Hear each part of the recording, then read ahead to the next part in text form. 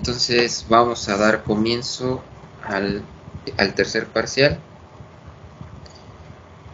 Y bueno, dentro de este primer tema, ahorita revisamos el temario. Sé que está dentro de este primer tema corrosión, y también está de velocidad de corrosión, determinación del potencial mixto, determinación de la densidad de corriente de corrosión. También están los diagramas de Purvé, y por ahí después se acercaría con ingeniería electroquímica, ¿no? O electroquímica industrial. En general es, si nosotros estamos estudiando la parte de la industria, pues sería electroquímica industrial. Por eso estamos estudiando la parte de ingeniería, pues sería ingeniería electroquímica, ¿no? Bien, para esta primera parte vamos a terminar hasta diagramas de Purvé, y dejaríamos la siguiente clase a hacer unos 2-3 ejercicios, y pasaríamos al siguiente tópico. Ya es electroquímica industrial, ¿no? O ingeniería electroquímica, según sea el caso. Bien, para la parte de corrosión uniforme, primero vamos a definir qué es la corrosión, ¿no? Entonces, en este caso, chicos, a ustedes ya nivel avanzado del curso que tenemos, de haber pasado primer parcial, segundo parcial, identificado qué es una reacción de reducción, qué es una reacción de oxidación, dónde ocurre la oxidación, dónde ocurre la reducción en un sistema electroquímico. Con sus propias palabras, aquel que desee podría indicar qué es corrosión. Yo lo veo como el deterioro de algún material. Bueno, pues sí, como así. El deterioro de algún material, ok. Como sabrán, hay diferentes formas de corrosión.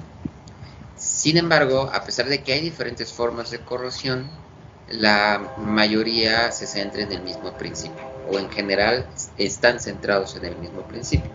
Si bien es cierto lo que dijo Liliana, que la corrosión puede ser la degradación de un material, pues recuerden que hay diferentes tipos de materiales. Tenemos compositos, tenemos polímeros, tenemos metales, tenemos son como de 4 a 5 materiales en su clasificación, y entre ellos están los que les acabo de mencionar.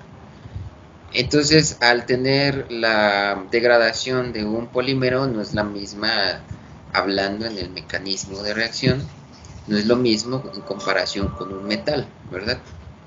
¿Cuál sería el principio que pudiera gobernar en todos los materiales para la definición de corrosión? Porque incluso también la erosión es un tipo de corrosión, ¿no? Hablamos en términos de degradación de un material cuando se está oxidando en su forma, en su estructura, ¿no? Cuando estamos descomponiendo el material, ya sea un metal o un polímero, sufre una oxidación. Por ejemplo, un polímero lo puedo degradar de tal manera que en la degradación produzca CO2, ¿no? Puede ser. En el caso de los metales, ¿qué es lo que ocurre en el caso de los metales? Pues bien, más que nada, cambia de estado de oxidación. Y ahí, al cambiar de estado de oxidación, nos vamos a topar con cuáles son esas zonas en donde ese metal pudiera conservar su estado de oxidación de valencia cero. Entonces, en términos generales, una corrosión no es más que la oxidación de un material. Sin embargo, va a depender de si está cediendo o está ganando electrones. Ahí es donde está la diferencia. Si está cediendo electrones, quiere decir que pierde electrones, y por lo tanto es una oxidación, ¿sí? De esa manera puede ocurrir la corrosión. Y bueno, hablando en términos de manera general, hay diferentes tipos de corrosión, y una de ellas es la corrosión uniforme. ¿Por qué la corrosión uniforme? Porque eso se entrelaza con la reducción o electrodepósito uniforme de un material, de un metal en estado iónico, sobre la superficie de un metal. Entonces, al ser uniforme el depósito, podemos cuantificar el espesor. Eso lo vimos, ¿no? Eso lo entendimos con leyes de Faraday. Entonces, al haber corrosión uniforme, pueden tener la capa de óxido formada. Entonces, aquí es la corrosión es la degradación de los materiales por ambientes gaseosos o líquidos. Es de manera general la forma en cómo se coloca aquí la definición de corrosión. Si bien es cierto, en esos medios o en esos ambientes, pues ese material se puede oxidar. Y al oxidarse, pues está perdiendo sus propiedades iniciales, sus propiedades intrínsecas, al estar en equilibrio con esos ambientes. Entonces, se está oxidando el material, ¿no? Aquí les muestro dos imágenes, ¿no? Las imágenes no las tomé del BART. Son imágenes que obtuve, una la obtuve en las páginas web, en internet, y la otra les puedo presumir que yo la tomé. Entonces, la de la izquierda yo la tomé y la de la derecha no estoy dándole los créditos a la persona que lo tomó, ¿verdad? Pero sí lo quiero enfatizar, no la tomé yo. Entonces vean que ambas imágenes, una es muy probable que esté cerca o en la orilla del mar o en contacto con el mar, mientras que del lado izquierdo pues están miles y miles de kilómetros, ¿no? Sin embargo, a pesar de que están lejos una con respecto de la otra, ambas sufren una corrosión, una oxidación. En general estos materiales, pues estamos hablando de materiales de hierro. Y al ser materiales de hierro, estos materiales de hierro específicamente tienen diferentes estados de oxidación. 1 más 2 más 3, ¿no? Y al tener diferentes estados de oxidación, pues vamos a tener diferentes tonalidades de color. ¿Por qué pongo este ejemplo? Porque si ustedes se dan cuenta, el hierro que contiene nuestra sangre, si ustedes lo analizan en términos electroquímicos, al momento de capturar el oxígeno que proviene del aire que nosotros respiramos e introducimos a los pulmones, y este oxígeno entra en contacto con la hemoglobina, pues la forma en capturar el oxígeno en la sangre es que el hierro cambie de estado de oxidación. El hierro contiene la hemoglobina. Entonces forma un complejo, y ahí es donde nuestra tonalidad de la sangre pues, se torna una más roja comparada con la otra, y es por esto, por el hierro. Entonces es un tipo de oxidación en beneficio de nosotros, ¿no? Que nosotros podamos capturar ese oxígeno, y ahora la sangre lo transporta por todo el cuerpo y las células necesitan ese oxígeno. Eso pues lo vimos en clase de primaria, ¿no? Nos explicaban cómo era el sistema respiratorio. ¿Qué es lo interesante aquí? Bueno, pues cuando suceden otras reacciones que capturan el hierro, en lugar de capturar el oxígeno, es atrapado por otro complejo, por ejemplo, otro ion, por ejemplo, las especies nitradas, pues esto produce un tipo de bloqueo en los sitios activos, llamándole sitios activos en donde el hierro se oxida, ¿no?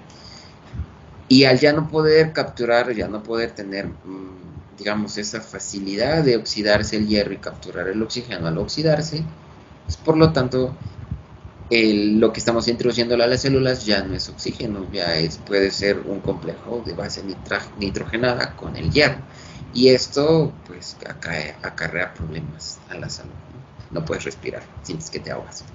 Pero es muy interesante todo esto porque es la forma en cómo entendemos, desde el punto de vista científico, lo que sucede tanto afuera en el medio ambiente como lo que ocurre, por ejemplo, en el cuerpo humano.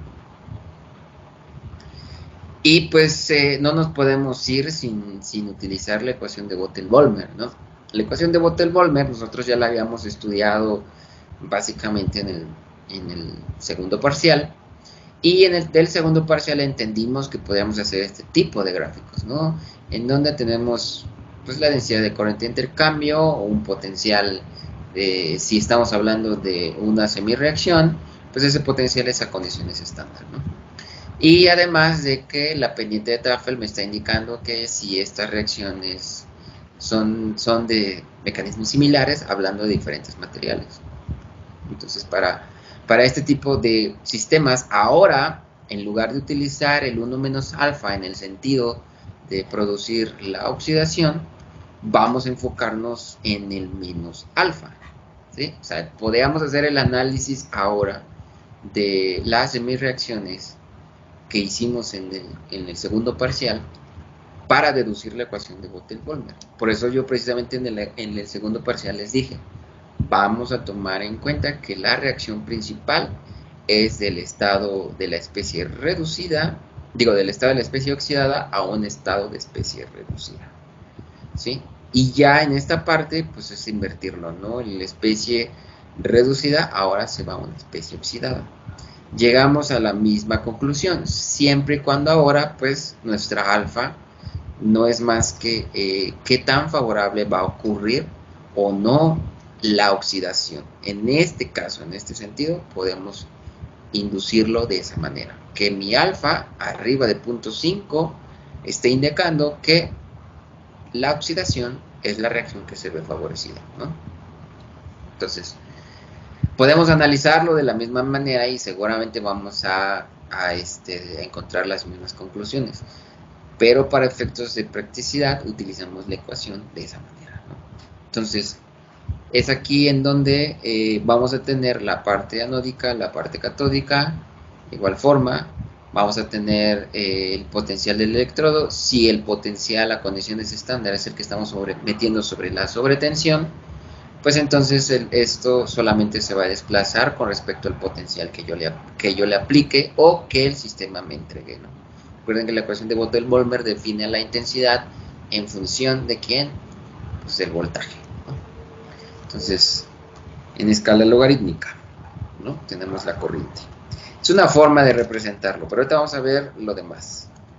Ahora, ¿cómo se representa una curva de polarización? Normalmente, cuando empezamos a hacer este tipo de experimentos, lo primero que se hace es una voltametría lineal.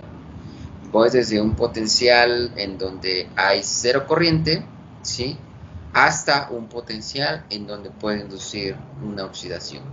Por ejemplo, me puede ir desde 0 hasta 1.23 con respecto al electrodo de hidrógeno, ¿no? O me puede ir hasta 1.5, 1.3.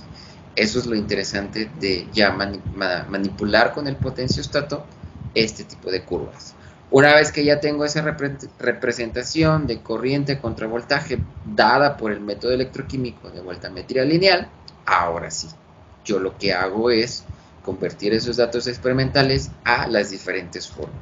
¿Y cuáles son esas diferentes formas? Bueno, pues de acuerdo a la definición de la pendiente de Tafel, yo pudiera tener, ¿sí?, potencial en función de ¿quién?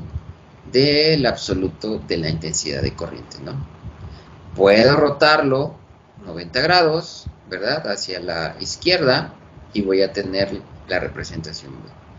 O puedo yo cambiarlo, ¿no?, girarlo, ¿no?, darle la vuelta, ¿no? Y entonces ahora tendría el C.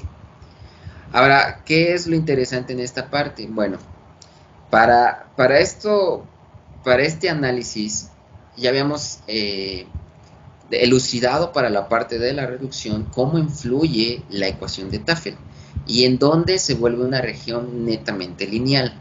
Al tener esa región netamente lineal, yo voy a caer en la ecuación que está aquí en la parte de arriba.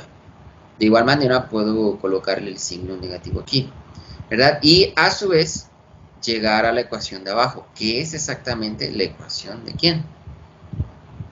De Tafel, ¿no? Y para términos en donde vamos a evaluar la sobretensión anódica, pues esto será igual a la pendiente por el logaritmo de base 10 de I entre la intensidad de intercambio, ¿no? Ahora, nuestra pendiente de Tafel, por definición, recuerden que es la variación de cambio del potencial con respecto al logaritmo de base 10 de la intensidad. Y este a su vez es igual a menos 2.303 RT entre alfa ZF, ¿no? Entonces, al tener la pendiente de Tafel, yo puedo inducir qué número de electrones se está transfiriendo en ese intervalo de potencial. Ahora, esta pendiente de Tafel debemos de tener en cuenta cuál es la representación con base en estas tres figuras. Y la figura que corresponde para esta pendiente de Tafel, pues no es más que la que está colocada en la que está marcada como su índice A, o entre paréntesis A, ¿verdad? Porque es la forma en cómo nosotros vamos a poder colocar esa pendiente Tafel, y esa región en donde estamos haciendo esa regresión lineal, pues será la pendiente de Tafel para la parte A. Ahora, dentro de todo esto, esto solamente es una semirreacción. O sea, yo puedo tener hidrógeno gaseoso, se va a hidrógeno, a protones, ¿no? Y ahí está ocurriendo una oxidación. Pero ¿cómo ahora yo combino dos semirreacciones, ¿no? ¿Cómo yo coloco ahora, por ejemplo, la del hidrógeno con respecto a, no sé, a la de cobre, ¿no? Y ahí es donde entra el potencial mixto. Cada una de estas curvas, esta curva de aquí, por ejemplo, esta parte de acá, ¿sí? Esta parte de acá, corresponde al metal, en donde se está oxidando y donde se está reduciendo. De acuerdo a esta expresión, a este gráfico, yo de este lado estoy colocando la parte anódica y aquí la parte catódica, ¿verdad? Y del lado izquierdo, en donde estoy acoplando ahora el hidrógeno, es de la misma naturaleza. Esta es la parte catódica y esta es la parte anódica, ¿sí? Entonces, al tener estas dos, vean cómo parto primero de que el potencial a condiciones estándar para el hidrógeno es 0, ¿verdad? Potencial 0, aquí está. Y además, debo de saber cuál es la densidad de corriente de intercambio de esa reacción en el metal M, ¿no? Entonces, al tener ese valor, yo puedo colocar mi primer punto, ¿cierto? Ese es mi primer punto para, como lo hemos visto en matemáticas, tener una representación punto pendiente, ¿no?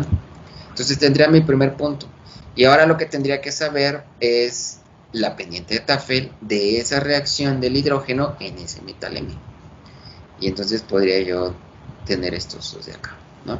Tanto la parte anódica como la parte catódica.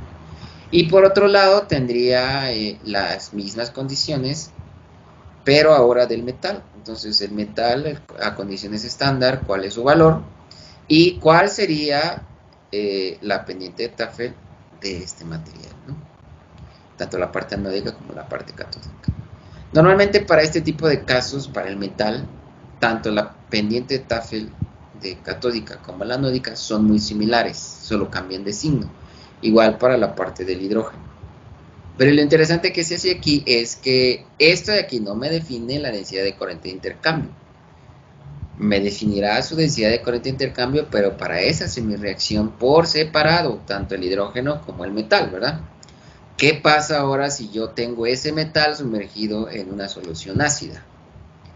Pues lo que va a suceder es lo que está colocado en color negro. Pues ahorita lo voy a cambiar de color. Espérame tantito. Esto no lo quiero guardar.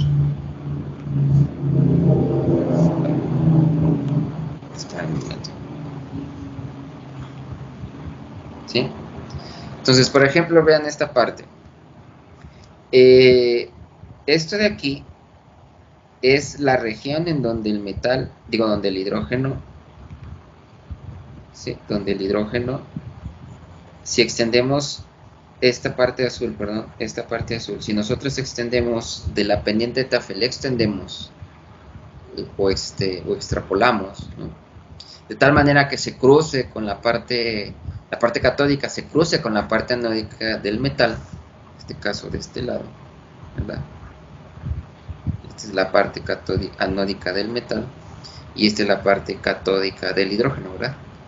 Entonces, al nosotros extrapolar estos dos y de tal manera que estos llegasen a cruzarse, a interceptarse, justamente ahí en ese punto es donde está el potencial de corrosión, ¿sí? Ese será mi potencial de corrosión, en donde el metal se está oxidando mientras que el hidrógeno se está reduciendo, ¿sí? Y eso cumple, primero, más que nada, con los potenciales estándar. Si este metal, en dado caso, fuera más negativo que el hidrógeno, pues se está cumpliendo con este principio. Y vean la escala en la parte de abajo. La figura contempla justamente que el potencial a condiciones estándar del metal es más negativo que la del hidrógeno. Y recordando esto del primer parcial, pues habíamos dicho que un metal entre más negativo es su potencial a condiciones estándar, tiende a oxidarse, mientras el que está más cercano al hidrógeno tiende a reducirse, ¿verdad? ¿Cierto o no es cierto? ¿Qué opinan? Sí, profe, ¿no? Ok, entonces aquí lo que va a interferir ya no es la termodinámica, sino más bien es la cinética. Y es donde entra la intensidad de corriente. Entonces, para este caso, pareciera que esa densidad de corriente de intercambio es la misma que la densidad de corriente de intercambio para cada semireacción. Pero para corrosión, a esta densidad de corrosión, a esta densidad de corriente de intercambio, la vamos a conocer como densidad de corrosión. Y entonces en ese cruce voy a tener potencial de corrosión y voy a tener densidad de corrosión, ¿sí? Y con base en la ley de Faraday, voy a poder determinar la velocidad de corrosión. Entonces, para esta primera parte, vean que lo que está colocado en negro me está indicando en dónde nosotros, si hiciéramos la voltametría lineal, cumpliría con ese principio.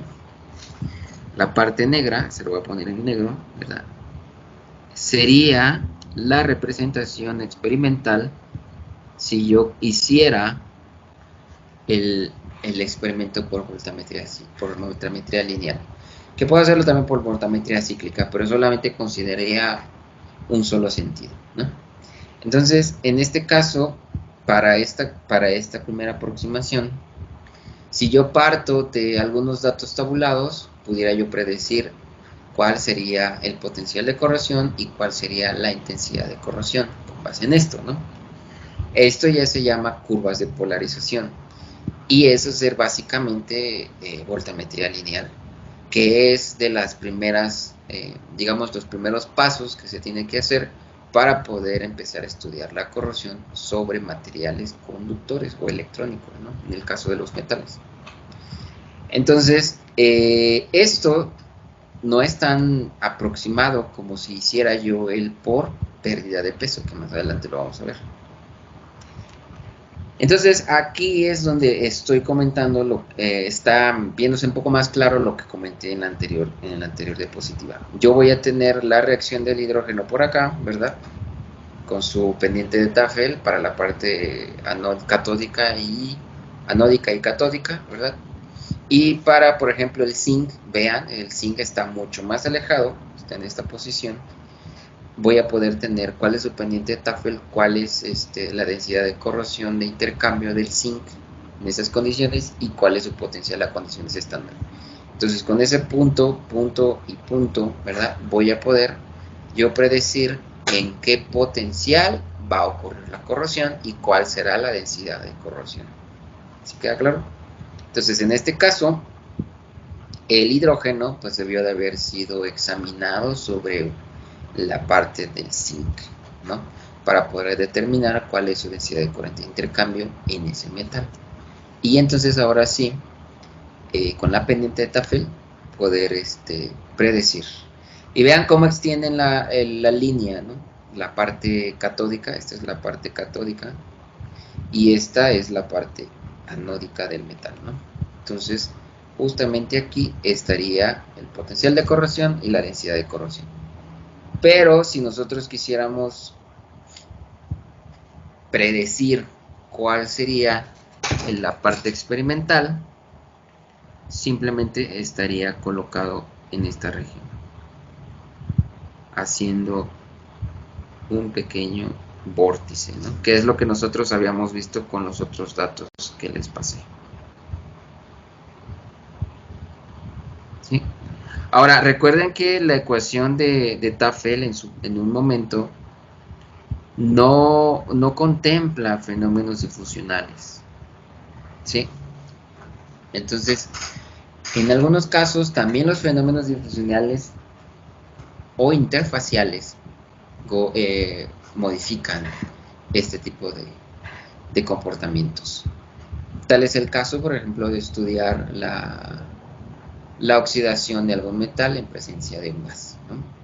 Ahí hay que jugar con la turbulencia, y al jugar con la turbulencia, que es difusión, entonces vamos a tener que hacer correcciones, ¿no? Por presión, por concentración y por velocidad de barrido, para poder llegar a determinar cuál es la intensidad cinética de la corrosión, eliminando cada uno de los fenómenos, porque no es tan fácil hacer la parte de la oxidación de un metal en presencia de oxígeno si pues presenta fenómenos difusionales. Entonces es obtener la densidad de corriente cinética, ¿no? Entonces, aquí hay algunos otros ejemplos. Vean, por ejemplo, en el caso de más claro del zinc que acabo de proporcionarles, ¿no? En el caso también, por ejemplo, solamente del hidrógeno y del hierro, ¿sí? Que ya hay algunos datos tabulados, ¿no? Ya por ahí hay algunos datos. De hecho, ellos comentan aquí cuáles son los valores para la pendiente de Tafel, para el hidrógeno, y cuáles son la pendiente para el del hierro. Entonces, esto lo podemos nosotros predecir, ¿no? Con esos datos, que son los materiales más comunes, ¿no?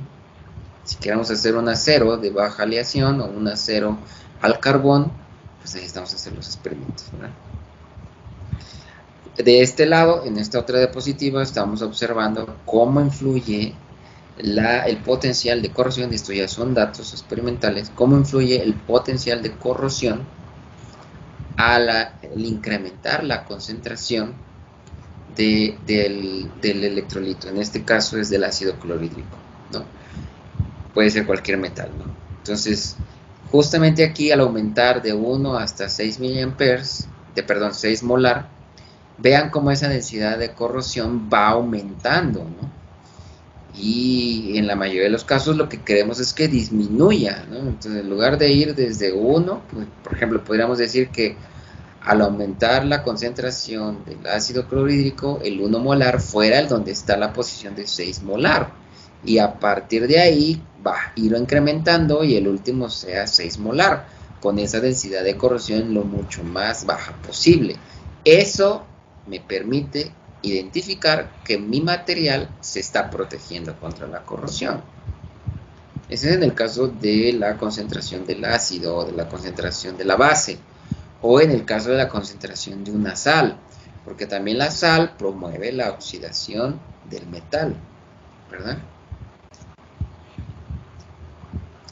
Entonces, hasta aquí en la primera parte, la corrosión puede controlarse o prevenirse mediante diferentes métodos. Y aquí tenemos, por ejemplo, aquí solamente empiezo con 2, pero hay 5 que vamos a ver 3 más adelante. Primero es la selección de materiales, que pueden ser metálicos y no metálicos, ¿no? Si yo tengo un metal, el cual va a estar en contacto con otro, y hay una diferencia en la serie electromotriz de uno con respecto a otro considerable, pues es muy probable que uno de los dos se oxide. Pero si ahora le coloco un revestimiento en el cual sea un no metal, por ejemplo, una resina, una parte plástica, algo que lo proteja, eso pudiera disminuir la corrosión, ¿no?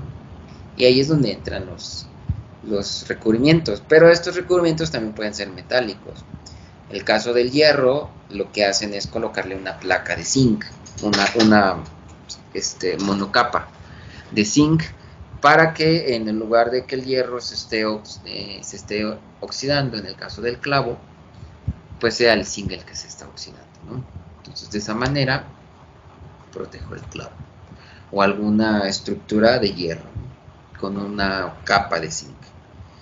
En el caso también de recubrimientos, pueden ser orgánicos e inorgánicos. Puede ser un inhibidor a la corrosión, puede ser, por ejemplo, lo que les había mencionado, un polímero en el cual lo estamos depositando sobre el metal, y esto previene a la corrosión.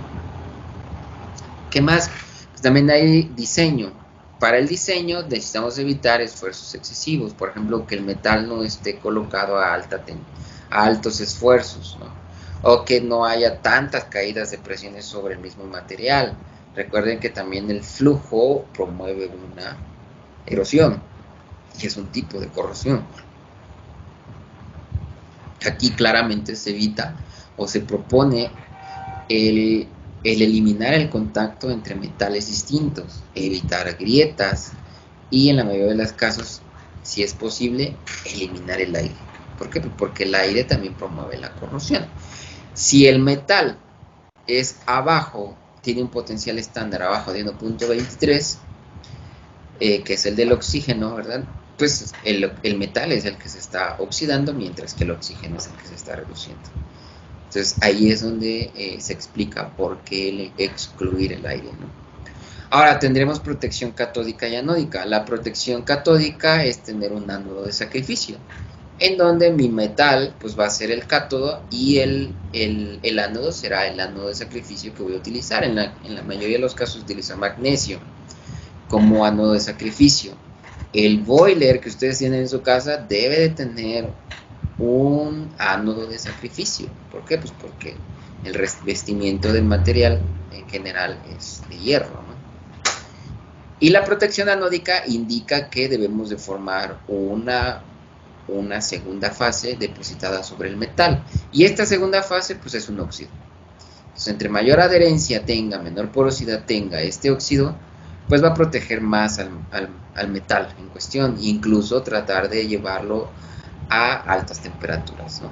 Eso también se estudia en corrosión a altas temperaturas. ¿Qué otras cosas como control ambiental podemos tener? Pues la temperatura, ¿sí? La velocidad del flujo del líquido, el oxígeno disuelto, la concentración de algunas sales, algunos ácidos, algunas bases, los inhibidores y propiamente dicho, pues la limpieza de los ductos, ¿no? O los metales que estamos utilizando, porque eso también promueve la corrosión. ¿Dudas hasta aquí, chicos? Profe, Sí. entonces, ¿la corrosión qué relación tiene con la temperatura? O sea, si va aumentando la temperatura, ¿es probable que la corrosión aumente o al revés? Claro, es probable que la corrosión aumente. O sea, si yo hago el análisis con respecto a, en lugar de hacerlo con la concentración, que es el caso de aquí, ahora coloco temperatura, pues recuerden que la mayoría de las reacciones cuando aumento la temperatura tienden a activarse y a tener mayor eficiencia, hablando en términos de densidad de corriente de intercambio, y por lo tanto, al haber eso, pues estoy promoviendo más la corrosión del metal, y eso al aumentar la temperatura, ¿no? En algunos casos, estos óxidos que se forman no son estables a esa temperatura y por lo tanto el metal pues, se sigue oxidando, ¿sí? Es en el caso con respecto a la temperatura. Ok, profe. Gracias. Sí, en ese caso, pues sí hay que tratar también de proteger el metal que está, por ejemplo, en el caso de los reactores, ¿no? Los reactores pueden sufrir corrosión, aunque no se estudia, hemos estudiado los reactores, pero para inducir una reacción química, pero si este metal o digamos, este reactor, pues debe tener su protección, porque al final de cuentas lo que esté ahí, el medio ácido, pues también va a reaccionar con el metal, y eso también es un problema para su producto final, ¿no? Que venga con ciertos contaminantes, ¿no? Como óxidos o iones que tal vez no sean dañinos para el proceso o para el ser humano, pero al final de cuentas va a tener estos digamos, contaminantes, ¿no?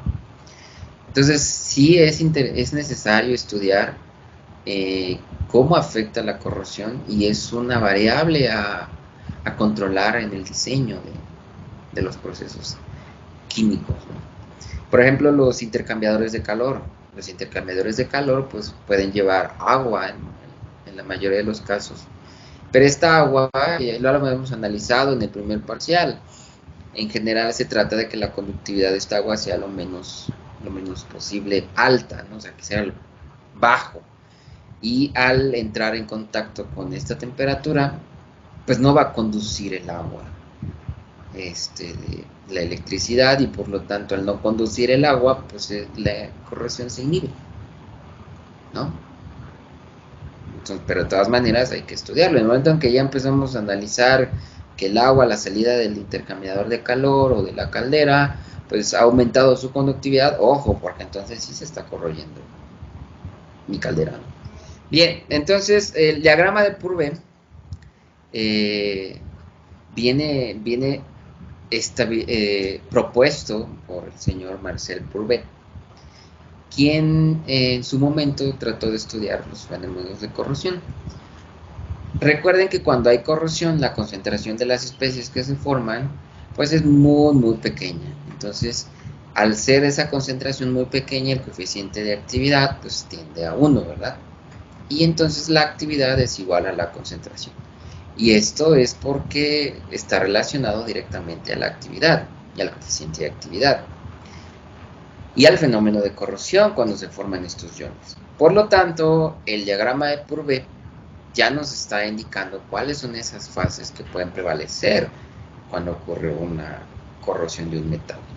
Ahora, los diagramas de Purvé se han extendido, no simplemente se utiliza para identificar termodinámicamente los productos estables de una especie, de un metal, sino que también puede estar asociado, por ejemplo, a compuestos orgánicos, y de esa manera podemos estudiar en qué pH, en qué potencial podríamos encontrar esa fase, ¿no?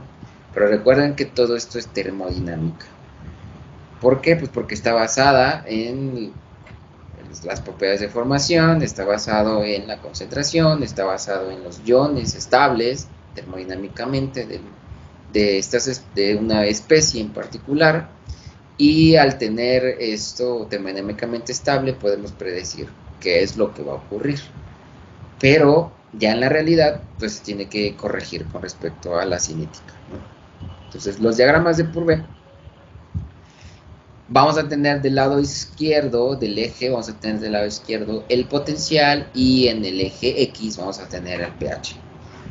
¿Por qué se hizo de esta manera? Porque al principio, el primer diagrama, los primeros reacciones que nos gobiernan en estado líquido, pues es la electrólisis del agua. Entonces, cuando yo hago una electrólisis del agua, no voy a poder eliminar la contribución para la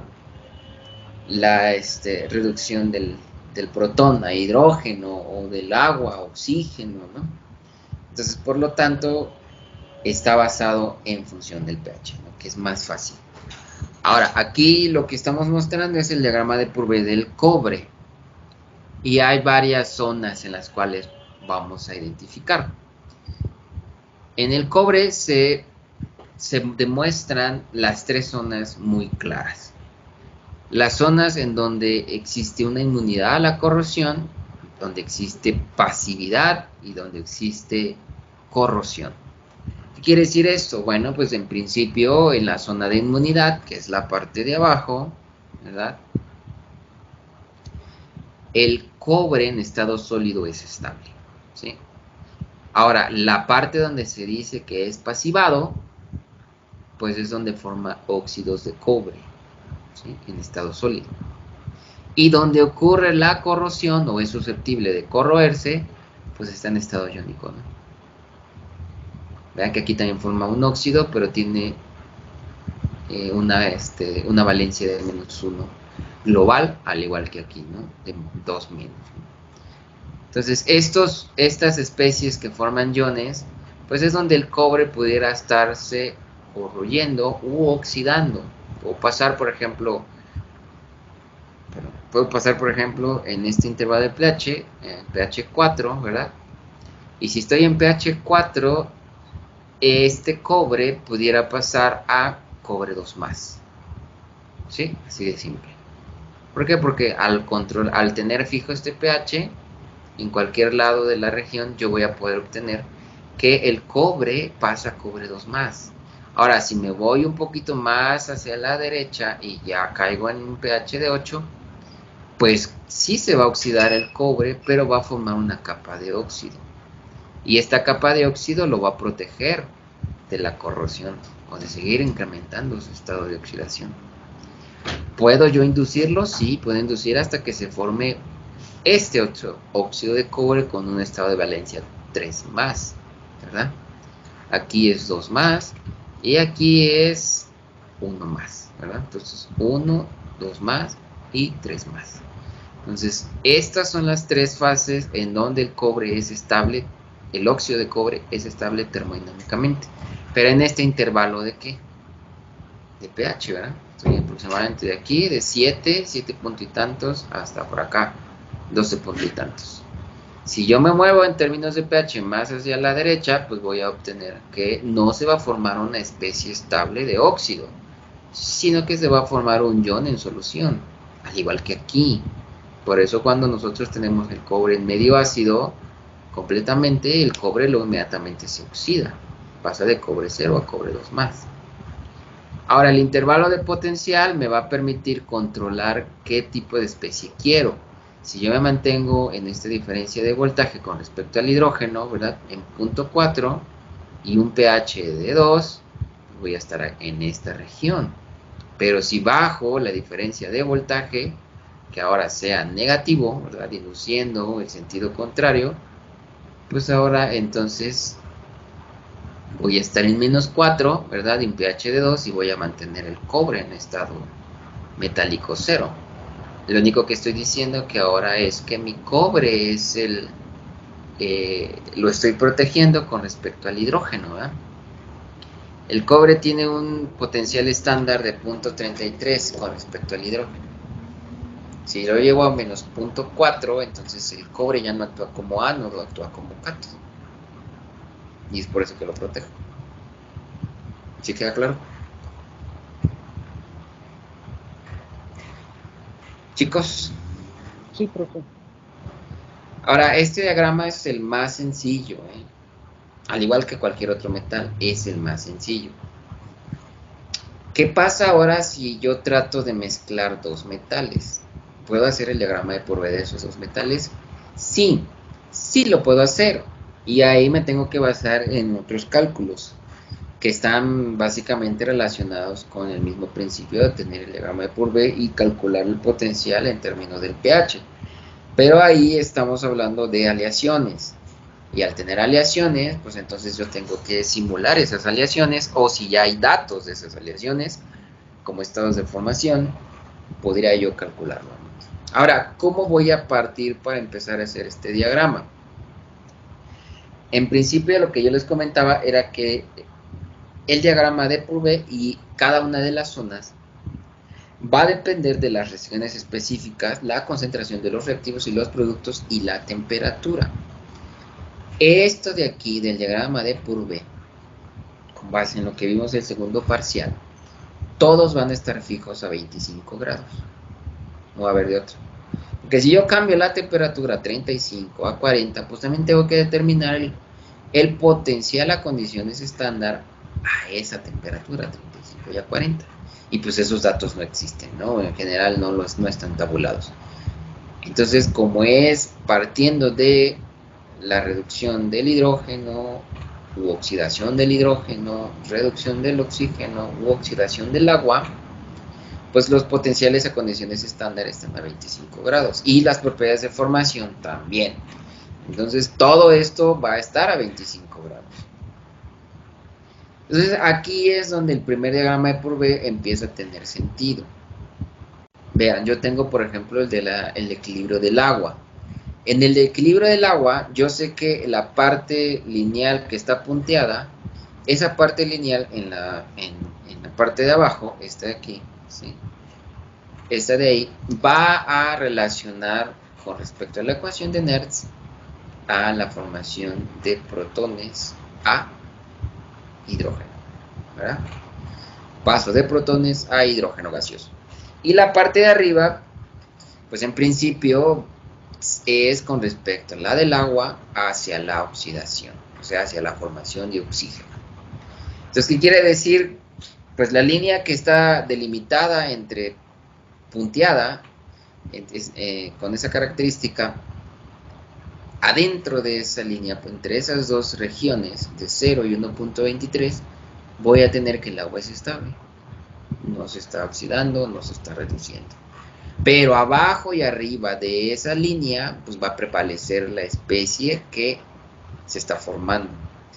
Entonces, para el caso del hidrógeno, el protón se está reduciendo hacia hidrógeno gaseoso abajo de esta línea. Y ahí es donde se indica que el hidrógeno es estable.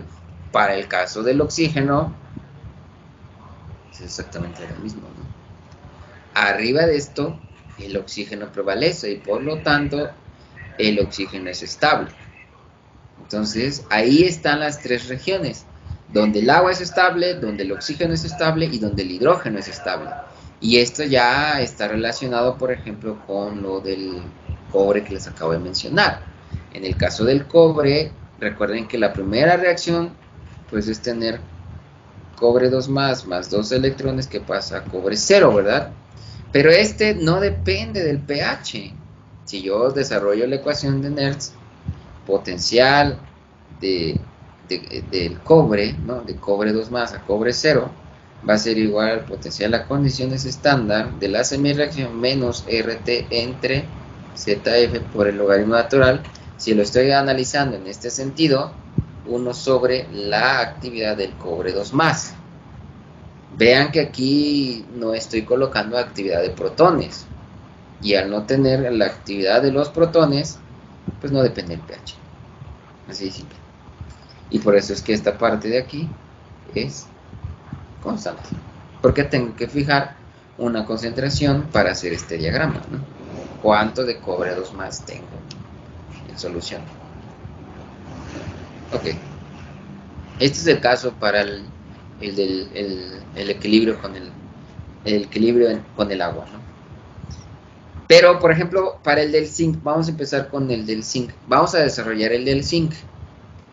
Entonces, nosotros habíamos dicho primero que puedo yo tener en medio ácido la reducción del protón a hidrógeno. Entonces, la línea, ¿cómo se construye? Básicamente esto ya lo hemos hecho, ¿eh? Primero, pues voy a tener que estudiar en el sentido de la reacción y en ecuación en este concepto. La ecuación de la línea que lo va a regir es este de aquí, ¿no? Tomando en cuenta que el potencial estándar es 0, ¿no?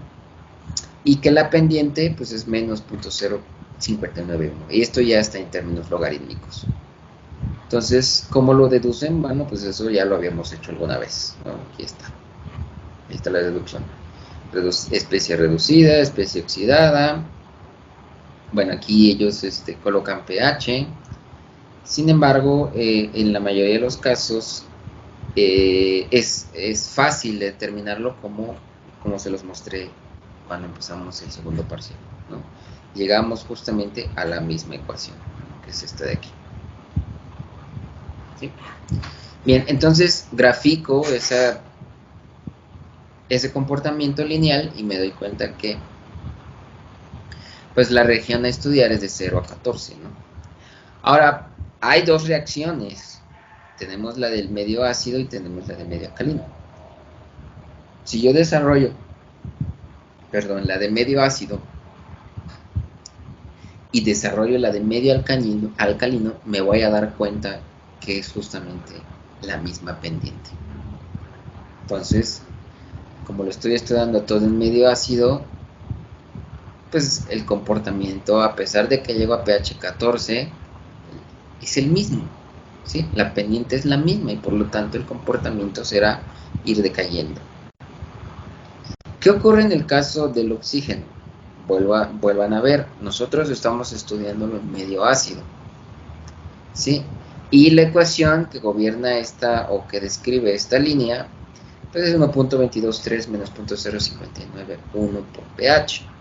Ahora, ¿cómo llegó a eso? Bueno, pues para llegar a esa conclusión tenemos que utilizar la ecuación de Nernst. Y de igual manera, al tener la ecuación de Nernst, nosotros nos damos cuenta que este potencial a condiciones estándar es 1.223 obtenido de la serie electromotriz. Los otros valores ya los conocemos, RT, F, Z.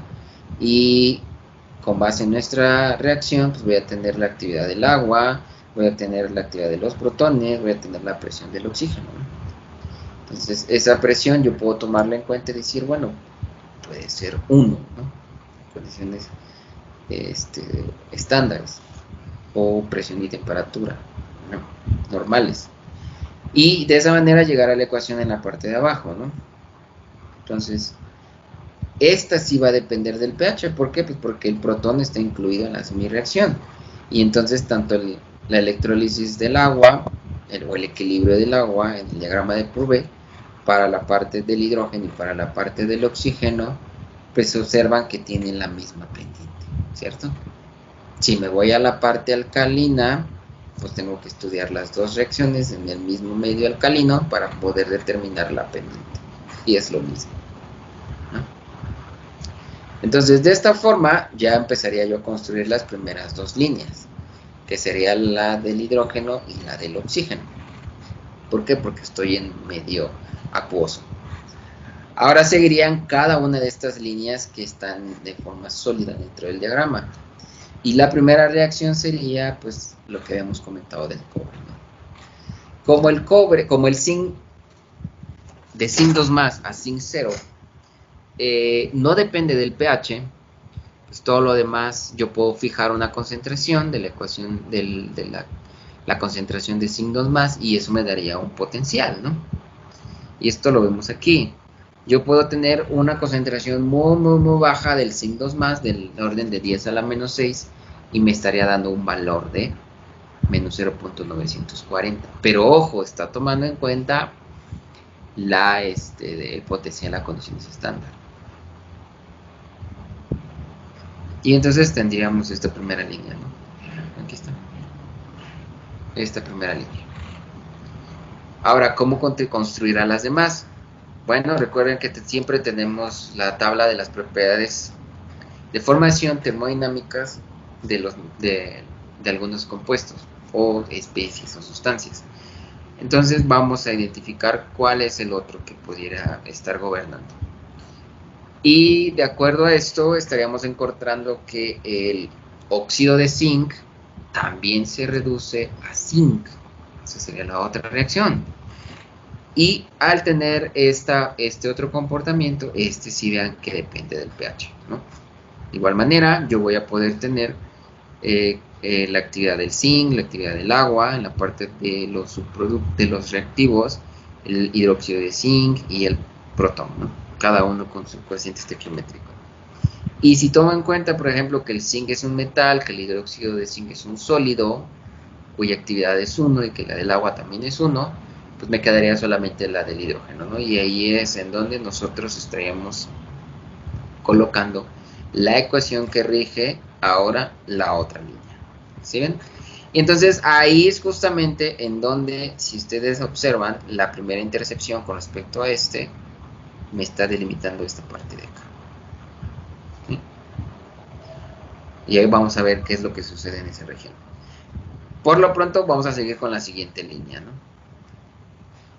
En la siguiente línea ahora es la reducción de este óxido de zinc a zinc 0, ¿verdad? El cual también depende del protón, ¿cierto? Y además de que depende del protón, pues tiene un estado de un potencial de celda de menos 0.124. Entonces, al desarrollar la ecuación de Nernst, volvemos a encontrar una ecuación que rige ahora esta línea. Y esta línea, pues sí, ya no depende, ya no tiene un comportamiento similar a la del hidrógeno. Ya no es 0.00591 como en el anterior caso.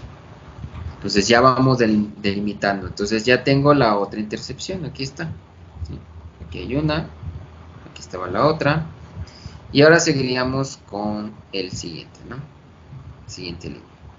¿Qué pasa en la siguiente línea? Bueno, pues tendríamos este óxido de zinc 2 más, que pasa a zinc 0, y al desarrollar la ecuación de Nernst, pues tendríamos este comportamiento. Aquí justamente, el comportamiento es este. Aquí justamente tendríamos la actividad del zinc, la actividad del agua, la actividad de este óxido de zinc con valencia 2 menos, y la actividad de los protones. Y justamente tendríamos que dar una concentración de esa especie, ¿no? Para poder determinar. Y aquí ellos dicen, bueno, vamos a manejar que todas las concentraciones sean 10 a la menos 6, ¿no? Después vuelven a colocar 10 a la menos 6 y evalúan esta ecuación de Nernst, ¿no? Y tenemos el comportamiento en función del pH. Entonces ya tenemos las tres regiones después de la parte lineal, ¿sí? Que no depende del pH, y ya nos estamos dando cuenta que en qué punto se está interceptando. Por ejemplo aquí, por ejemplo aquí y por ejemplo aquí, ¿no? Ahora, ¿qué pasaría después? Aquí es donde nosotros empezamos a identificar qué ocurre. Habíamos dicho que en la parte de abajo de la línea, en el sentido de la reacción, abajo de esa línea prevalece la especie estable, en el caso, por ejemplo, del agua y la formación de hidrógeno y de oxígeno, ¿verdad? Entonces, abajo de todas estas líneas, ya va a estar marcada en gris, es la zona de inmunidad, ¿sí? La zona de inmunidad del zinc, en donde no se corroe. Después vendría la primera intercepción, y esta intercepción, si se dan cuenta, es tener del lado izquierdo y arriba de la primera línea, en donde paso de cobre 2 más, de zinc 2 más a zinc 0, arriba de esa línea, justamente aquí, ¿sí?, prevalece el zinc 2 más. Y de este lado, arriba de esta línea, prevalece el hidróxido de zinc. ¿Y qué creen? Pues al tener el equilibrio entre este y este, me doy cuenta que justamente a un pH de 8.5 puedo tener esa línea vertical. Y en esa línea vertical podemos analizar la reacción y tendríamos justamente que en un pH de aproximadamente 8.5, ¿no? Nos damos cuenta termodinámicamente cuál es su delta G de reacción a condiciones estándar, lo calculamos y sacamos el pH, ¿no? Entonces, es así como nosotros identificamos el primer punto. Esas líneas, ¿no? Para el siguiente, pues ahora tengo hidróxido de zinc con el otro, ¿no? ¿Sí? Con respecto a este, que era el segundo. Y entonces esto, si nosotros vemos las tablas también de reacción a condiciones estándar, cumple que a 10.7, de pH 10.7 estaría la otra intercepción, ¿no? Y así me voy. El último sería justamente el último compuesto, este de aquí, con respecto a este, ¿no? Y de igual manera, a un pH de 13.1 tendríamos esta intercepción. Recuerden que ahí habíamos dado algunas concentraciones y por lo tanto las concentraciones eran de 10 a la menos 6. Entonces hay que respetar esas concentraciones. Y por lo tanto podríamos identificar cuál es el pH en donde se están interceptando. Y es así como yo calcularía el diagrama de Purbe, ¿no? Ahora recuerden que no vamos a poder eliminar el equilibrio del agua, en donde forma hidrógeno y oxígeno si hay una electrólisis. Entonces ahí justamente también está delimitada la corrosión, ¿sí? ¿Por qué? Pues porque en esa región también voy a tener oxígeno. Ahí está lo que nos está explicando. Justamente ahí se oxida el zinc y es estable esa especie. ¿Qué pasaría con el hidróxido de zinc? Pues es una zona de pasividad, no se forma en estado sólido, se puede quedar depositado sobre el metal y por lo tanto esto inhibe la corrosión, ¿no? Es una zona de pasivación. El siguiente es una zona de corrosión de igual manera, ¿por qué? Porque forma un estado iónico y se está disociando sobre la solución, o se está disolviendo en la solución y forma este ion en solución. De igual manera el siguiente, ¿no? Hay un ion con valencia global de 2 menos y por lo tanto es una especie que puede prevalecer en solución y eso es corrosión, ¿no? Entonces tenemos zona de corrosión, zona de pasivación y zona de inmunidad. Y si la zona de pasivación es porque tenía el hidróxido, ¿no? O sea, ¿o por qué se debe? La zona de pasivación es porque sí va a formar un estado de oxidación mayor que el estado en donde es metal, o sea, el estado de valencia 0. En esa zona, la especie que se está formando se forma en estado sólido. Y además de que esa especie en estado sólido es estable en ese pH. Por lo tanto, lo que hace es depositarse o pegarse, digamos de manera coloquial, sobre la superficie del metal. Esto es el caso justamente, por ejemplo, del cobre. Ustedes en su casa tienen su tubería de cobre, pero se observan esa tubería de cobre, si es la capa de óxido de color verde, ¿no? ¿Cierto o no es cierto? Si Sí, ustedes le porque llegan rascan, las temperaturas. ajá, cuando ustedes le lijan a la tubería, eliminan ese óxido formado y por lo tanto otra vez se vuelve a oxidar y está formando otra capa. Pero ¿qué ocurre? Estoy adelgazando el espesor de la tubería. Ahora, si la mayoría de ustedes es chilango o han venido del estado y se han dado cuenta que las estatuas de los indios verdes, ¿por qué tiene ese nombre? ¿Nunca se han preguntado? Supone que es por la corrosión. Eso dice la leyenda urbana, no sé si es verdad, porque no las he visto. Ok, en un inicio esas estatuas eran de cobre y al paso del tiempo se oxidó ese cobre y por lo tanto quedaron de color verde, pero ya no se siguen corroyendo y a nadie se le ocurre lijarlo, ¿no? ¿Por qué? Pues porque si lo lijo, primero voy a eliminar el detalle de la estatua, ¿no? Y segunda, pues voy a inducir otra vez la corrosión.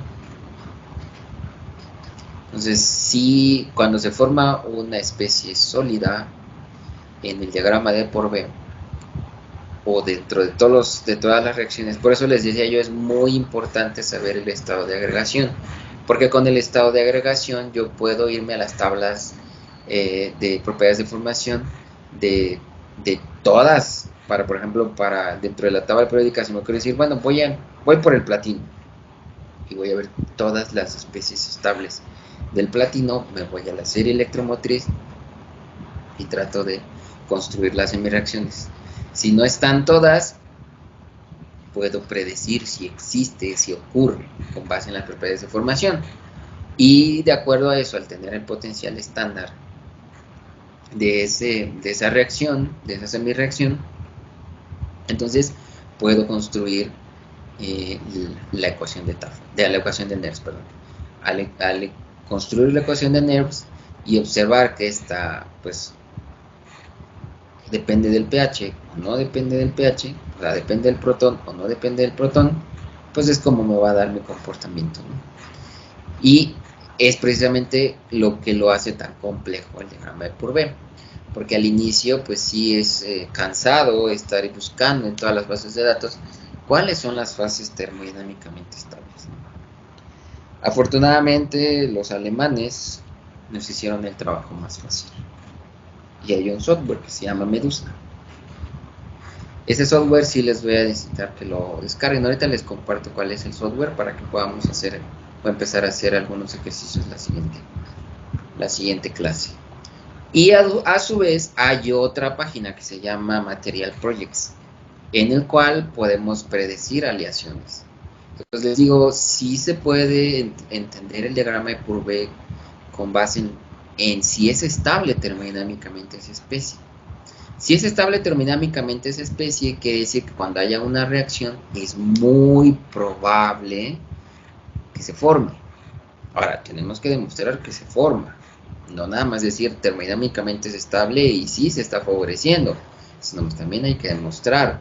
¿Cómo lo podemos demostrar? Bueno, tal vez buscando la concentración, buscando hacer un análisis del metal, un análisis químico del metal y de esa manera pues decir, bueno, termodinámicamente me dice que sí puede existir, pero experimentalmente lo estoy demostrando y por lo tanto hay un match, o sea, hay una confirmación y de esa forma dices, esta especie se forma y por lo tanto en este pH se forma preferencialmente.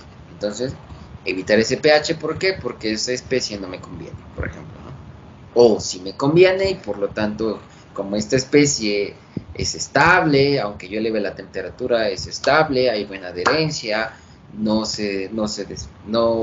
interacción entre este óxido y el metal es muy fuerte, por lo tanto el óxido no se desprende y sigue protegiendo el metal, a pesar de que las condiciones de temperatura aumentan, ¿no? O que aumentó la concentración del ácido, cambio el pH, esa monocapa sigue siendo estable.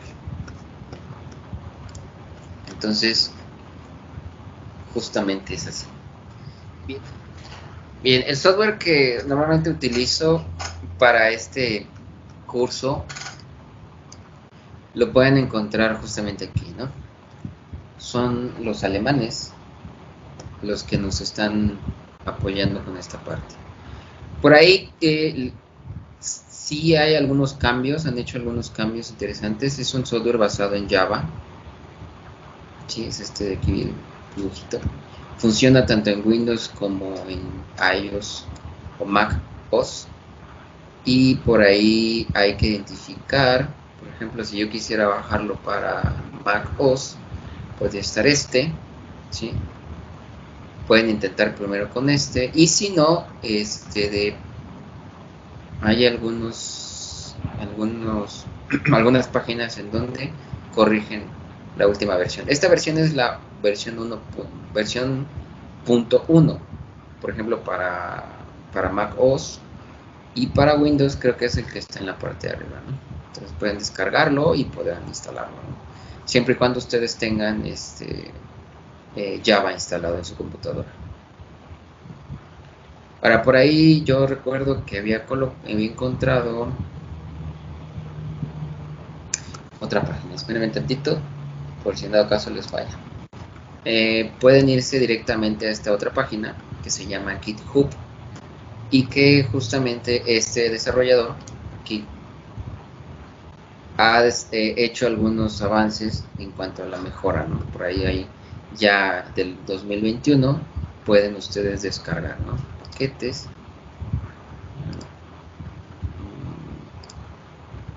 aquí está, ¿no?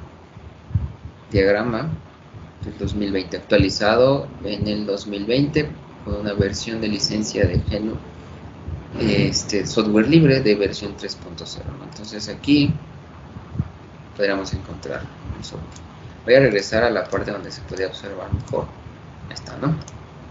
Vean que aquí ya la versión es 0.3, en la página anterior era la .1.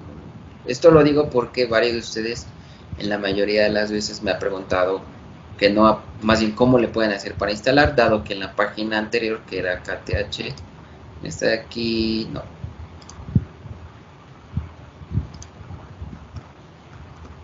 En este de acá, esa versión .1 no les funciona para su sistema operativo. Entonces pueden ir a esta parte, copien por ahí o después vean el video. Si se los paso de una vez, los paso por...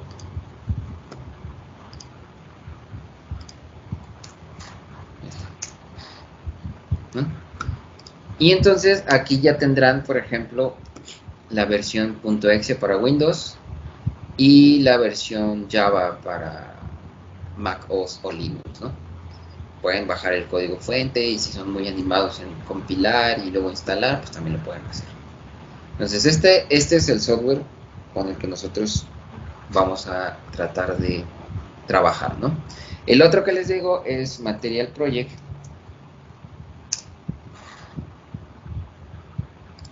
Me puedo loguear ya sea utilizando la cuenta de Google.